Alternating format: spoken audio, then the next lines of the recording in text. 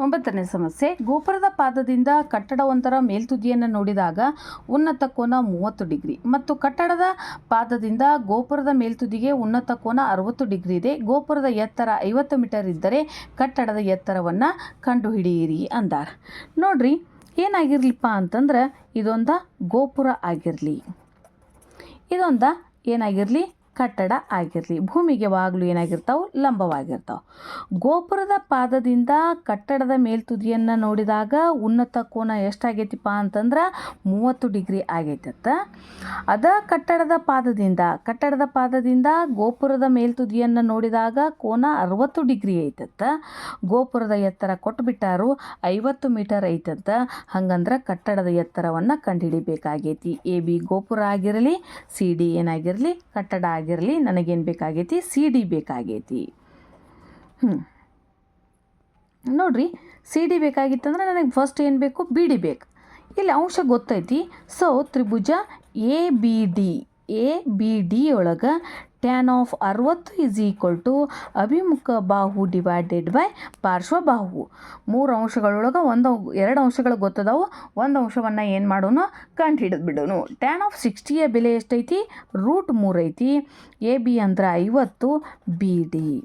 So BD = 50 divided by √3. ಇದ್ರ ಬೆಲೆ ಎಷ್ಟು, 50 ಡಿವೈಡೆಡ್ ಬೈ √3 ಮೀಟರ್.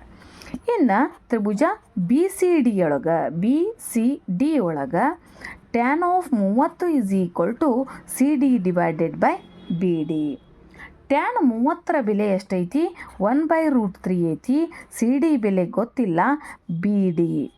ಒರೆ ಗುಣಾಕಾರ ಮಾಡ್ತನು. BD = CD × √3.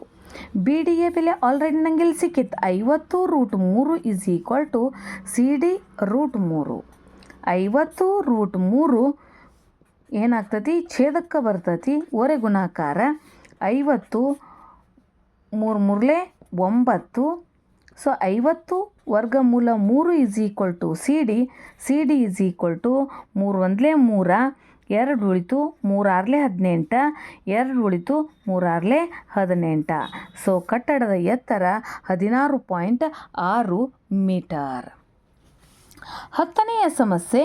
80 ಅಡಿ ಅಗಲವುಳ್ಳ ರಸ್ತೆಯ ಎರಡೂ ಬದಿಗಳಲ್ಲಿ ಒಂದೇ ಎತ್ತರವಿರುವ 2 ಕಂಬಗಳು ಪರಸ್ಪರ ಅಭಿಮುಖವಾಗಿ ನಿಂತಿವೆ. ಅವುಗಳ ನಡುವಿನ ರಸ್ತೆಯ ಮೇಲಿನ ಒಂದು ಬಿಂದುವಿನಿಂದ ಕಂಬದ ಮೇಲ್ತುದಿಗಳ ಉನ್ನತ ಕೋನಗಳು ಕ್ರಮವಾಗಿ 60 ಡಿಗ್ರಿ ಮತ್ತು 30 ಡಿಗ್ರಿ ಆಗಿದೆ. ಕಂಬಗಳ ಎತ್ತರವನ್ನು ಮತ್ತು ಕಂಬಗಳಿಂದ ರಸ್ತೆಯ ಮೇಲಿನ ಬಿಂದುವಿಗಿರುವ ದೂರವನ್ನು ಕಂಡುಹಿಡಿಯಿರಿ ಅಂದಾರು. ನೋಡ್ರಿ, ಏನೈತಿ ಅಂದ್ರೆ ರಸ್ತೆ 80 ಮೀಟರ್ ಅಗಲ ಐತತ್ತ. ಇದರ ಅಭಿಮುಖವಾಗಿ ಎರಡೂ ಬದಿಗಳಲ್ಲಿ ಒಂದೇ ಎತ್ತರ ಇರತಕ್ಕಂಥ AB ಮತ್ತು CD ಅಂತಕ್ಕಂಥ 2 ಕಂಬಗಳು ಪರಸ್ಪರ ಎದುರು ಬದರಾಗಿ ನಿಂತಾವತ್ತ. ಅವುಗಳ ನಡುವಿನ ರಸ್ತೆಯ ಮೇಲಿನ ಒಂದು ಬಿಂದುವಿನಿಂದ ಕಂಬದ ಮೇಲ್ತುದಿಗೆ ಉನ್ನತ ಕೋನಗಳು ಕ್ರಮವಾಗಿ ಒಂದು ಬಸ್ಸಿನಿಂದ ಏನಾಗ್ಯಾವಪ್ಪ ಅಂತಂದ್ರೆ ಕಂಬದ ಕೋನಗಳು ಒಂದು 60 ಡಿಗ್ರಿ ಐತಂತ, ಇನ್ನೊಂದು 30 ಡಿಗ್ರಿ ಐತತ್ತ. ಹಂಗಾದ್ರೆ ಕಂಬಗಳ ಎತ್ತರ AB = CD, ಯಾಕೆ ಸಮ ಎತ್ತರದ ಅವುಗಳ ಎತ್ತರ ಮತ್ತು ರಸ್ತೆಯಿಂದ ಈ ಬಿಂದುವಿಗಿರ್ತಕ್ಕಂಥ ದೂರ BE ಅಥವಾ ED, ಅವುಗಳ ಬಿಂದುಗಳ ನಡುವಿನ ದೂರವನ್ನು ಏನು ಮಾಡಬೇಕಾಗೈತಿ, ಕಂಡುಹಿಡಿಬೇಕಾಗೈತಿ. ನೋಡ್ರಿ, BE ಏನಾಗಿರಲಿಪ್ಪ ಅಂದ್ರೆ X ಆಗಿರಲಿ. ಅವಾಗ ಇದೇನಾಗಿರ್ತೈತಿ, ED 80 - X ಆಗ್ತೈತಿ. ಯಾಕೆ, ED BDನ 80 ಮೀಟರ್ ಐತಿ, ಒಂದು X ಆಗಿತ್ತಂದ್ರೆ 80 - X.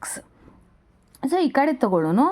ಏನು ತಗೊಳಪ್ಪ ಅಂದ್ರೆ tan of 60 AB divided by BE. tan 60ರ ಬೆಲೆ ಎಷ್ಟೈತಿ, √3. AB ಡಿವೈಡೆಡ್ ಬೈ BE ಅಂದ್ರೆ X ಐತಿ. X √3 AB ಸಮೀಕರಣ 1 ಆಗಿರಲಿ. ಇನ್ನು tan of 30 degree CD divided by ED. tan 30ರ ಬೆಲೆ 1/√3. CD ಬೆಲೆ ಗೊತ್ತಿಲ್ಲ. ಇದು ED ಅಂದ್ರೆ 80 - X ಆಗೈತಿ. 80 minus X divided by root 3 is equal to C D. ನೋಡ್ರಿ, ಇದು ಸಮೀಕರಣ 2. 1 ಇಸ್ ಈಕ್ವಲ್ ಟು 2 ಯಾಕೆ ಅಂದರೆ ಎ ಬಿ ಮತ್ತು ಸಿ ಡಿಗಳು ಸಮ ಎತ್ತರದ ಕಂಬಗಳಿರುವುದರಿಂದ. X root 3 is equal to 80 minus x root 3. ಒರೆ ಗುಣಾಕಾರ ಮಾಡ್ತನು 80 ಮೈನಸ್ ಎಕ್ಸ್. ಎಕ್ಸ್ 3 ಮೂರಲೆ 9, 80 ಮೈನಸ್ ಎಕ್ಸ್. 9ರ ವರ್ಗಮೂಲ 3, 80 minus x. 3x plus x is equal to 80. ಎಷ್ಟಾಯ್ತು ನೋಡ್ರಿ, 4x is equal to 80. X is equal to 80 by 4, 4 ಒಂದಲೇ 4 20. So x is equal to ಏನಾಯ್ತು 20. ಈಗ ಏನು ಬೇಕಾಗಿತ್ತು, B E is equal to X is equal to 20 metre. E D is equal to 80 minus X ಅಂದರೆ 80 minus 20 ಎಷ್ಟ, ಒಂದು ಬಿಂದು ಒಂದು ಕಟ್ಟಡದಿಂದ ಕಂಬಗಳಿಂದ ಒಂದು ಸಲ 20 ಮೀಟರ್ ದೂರದೊಳಗೈತಿ, ಇನ್ನೊಂದು 60 ಮೀಟರ್ ದೂರದೊಳಗೈತಿ. ಇನ್ನು ಸಮೀಕರಣ 1ರಿಂದ x root 3 is equal to A B. X ಬೆಲೆ ಎಷ್ಟು ಬಂದತಿ, 20 root 3 is equal to A B.